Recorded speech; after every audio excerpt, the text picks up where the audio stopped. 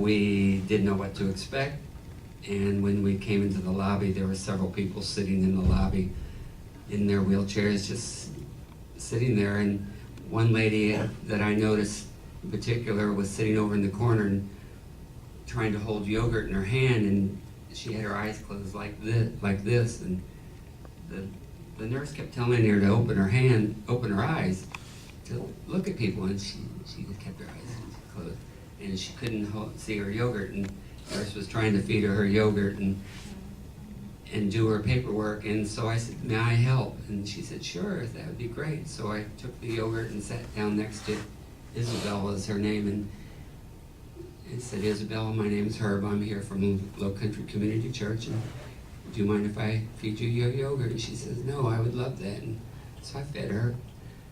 She shared with me about her family, and none of her family is close by. She doesn't have anyone really that comes to visit her very often.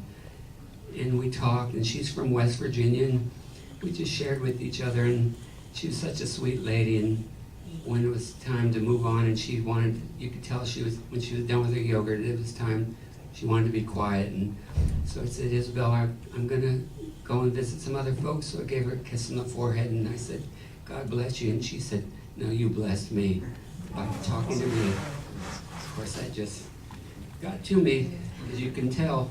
But you, Herb, made a beeline back here to the church as soon as your project was over, because and obviously you were moved by this, but you wanted to tell someone, and it was 2 o'clock in the afternoon, and Cynthia and I were the only people there, so sorry, you had us.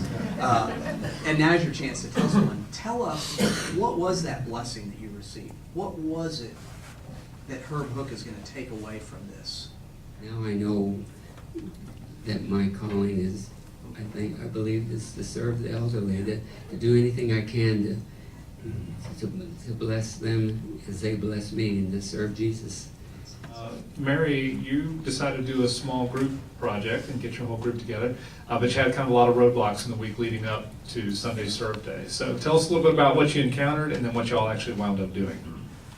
They say the older you get, the more set in your ways you are, and our group disproves that totally. Right. We were supposed to paint at the high school, and the paint didn't show up. We were supposed to visit one nursing home that had a flu outbreak that we couldn't attend. And we finally went to a life care center here on the island. And we decided, because there are several of us in the group that have a heart for the elderly, that maybe this is where God really wanted us.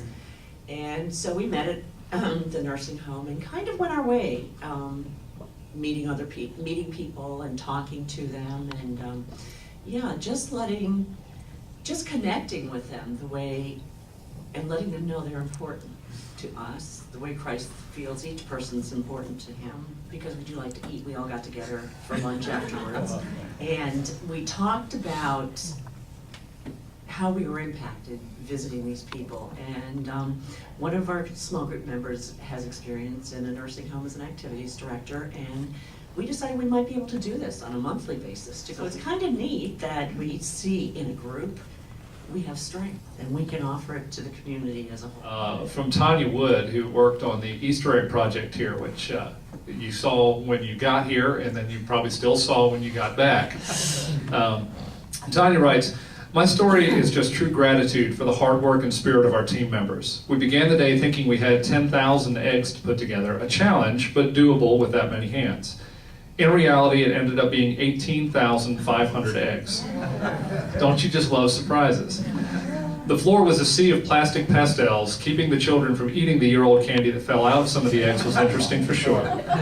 I think our top challenge was discovering that just because the bottom matches the top, it doesn't mean they fit together."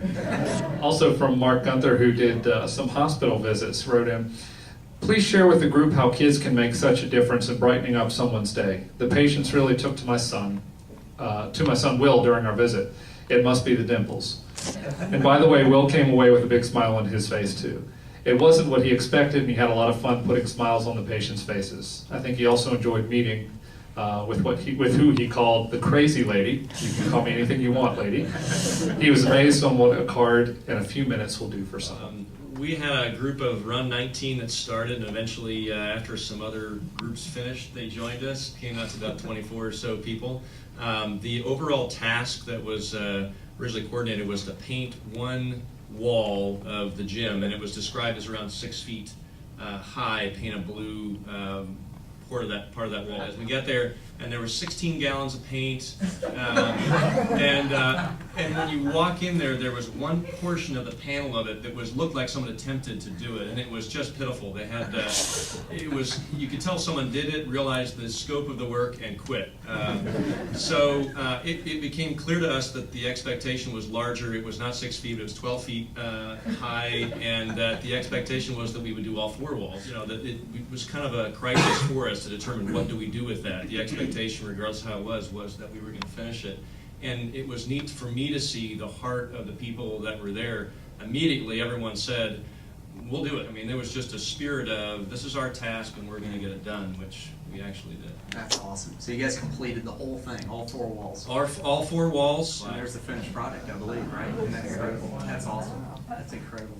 Yeah, so if you've got paint in a wall, give Matt a call, okay? One thing that we wanted to do, we wanted to make a point to say that this was not about us.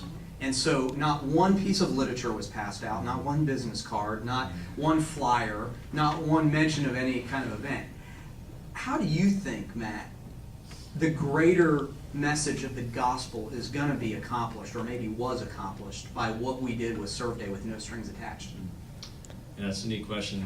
I think, listening to some of the stories here, but they're all over the place in terms of what God did, is a great example of living out the phrase, witness always, and if necessary, use words.